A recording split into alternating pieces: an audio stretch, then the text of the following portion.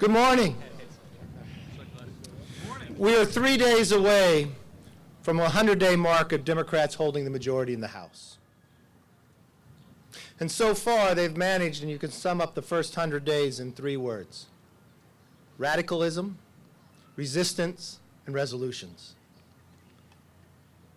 Today, we were supposed to be voting on a so-called budget the Democrats proposed, but they had pulled the vote because they have allowed the socialist wing of their party to overtake them. Nancy Pelosi is famous for years saying, "Show me your budget, show me your values." But today there will be no budget, and I question what their values stand for. 1/5 of everything we have done on this floor for the last 100 days has been non-binding resolutions. They took one up on health care that was going nowhere. But think if we spent 1/5 of our time of lowering premiums, of working to bring greater choice or greater quality. Think if we went 1/5 of our time to secure our border of the crisis that we have today. Or think for a moment that if we spend 1/5 of our time stopping infanticide. Imagine what the Democrats have not done in those 100 days.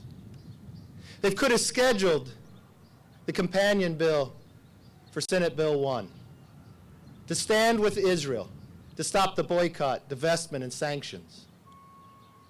It's sitting at the desk, but in these first 100 days, not only have they fought against it, they will not schedule it.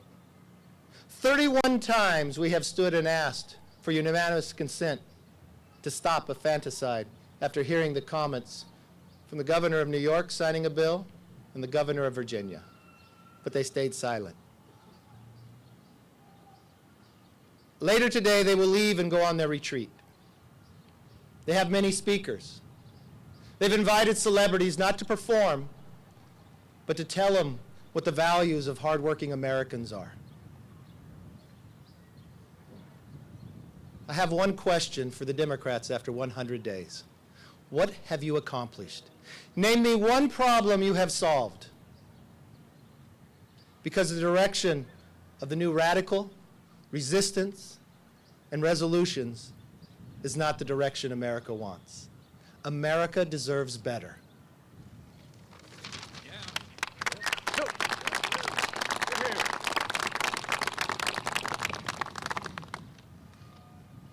If you look at this first 100 days, it's been 100 days of failure under Speaker Pelosi. Failure to address the real problems that the American people elected all of us to confront. Failure to do one of the most basic things, failure to do a budget. The law actually says that Congress has to pass a budget by April 15th. As families all across the country are working on their taxes, many of them actually seeing more money in their paychecks because of the work that we did to cut taxes, they also do a family budget. And Speaker Pelosi can't even get a budget out of committee. Failure to actually meet the legal requirements of doing a budget. Failure to secure the border. Look at the crisis that's going on at our border. Such a crisis that Jay Johnson, Barack Obama's Homeland Security Secretary, said that when he would show up in the mornings, the first thing he would look at is how many illegal crossings happened the day before.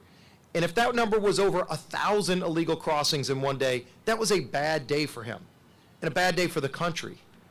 These days, we're seeing over 4,000 illegal crossings in one day.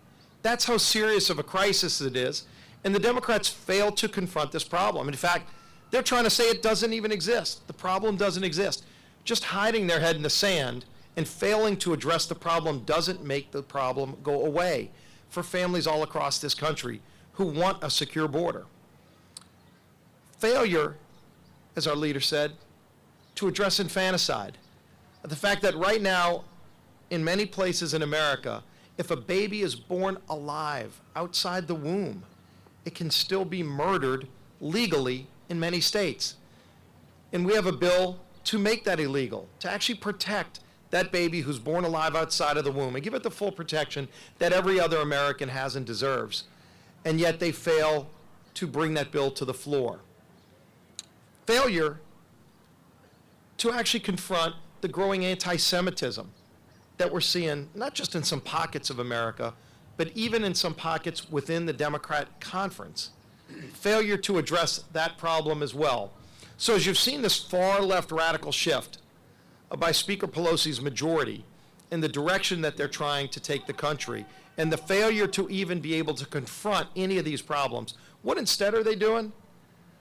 Resolutions that don't even change the law, but also harassment, continued harassment of the president. You know, it was going to be collusion with Russia. It's witch hunts in every direction. It's tax returns. I mean, every single day, all you see is an attempt to harass the president instead of confronting and solving real problems that families in this country want us to address. So when the Democrats go on their retreat, I hope as people are watching them hang out with celebrities, they're also asking them those first 100-day question. In the first 100 days, as you failed to address all of these problems that are facing our country, will you at least commit to start addressing those in the second 100 days and start confronting the problems that Speaker Pelosi failed to address in the first 100 days? Now I'd like to introduce our conference chair, Liz Cheney.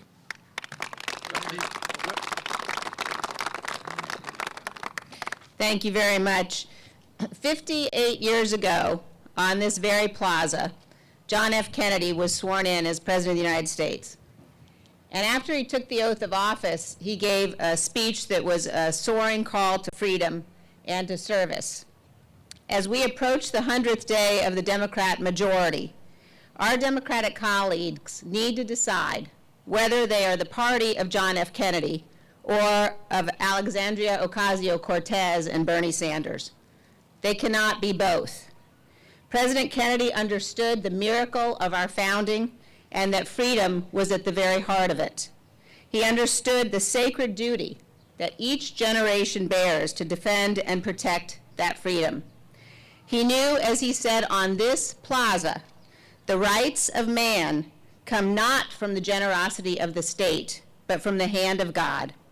And he knew that socialism extinguishes freedom. In Kennedy's time, the threat of socialism came from beyond our borders. Today, it rises in this very building behind us, the heart of our republic, at the hands of members of his own party. We are gathered here today to pledge to the American people that the Democrats who are embracing socialism will not prevail. Far too many Americans have bled and died securing our freedom. Thousands stand watch on the front lines as we meet here today. We will never let the freedom they defend be taken away in the halls of Congress. We will not allow our Democratic colleagues to make the American people slaves of socialism. We will fulfill the sacred obligation and the trust passed down to us in the words of our greatest president at Gettysburg, that we here highly resolve that this nation, under God, shall have a new birth of freedom, and that government of the people, by the people, and for the people shall not perish from the earth.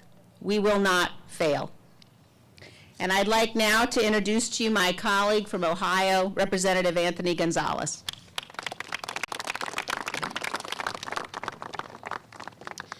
Thank you. I am a new member of Congress, and I have the pleasure and honor of representing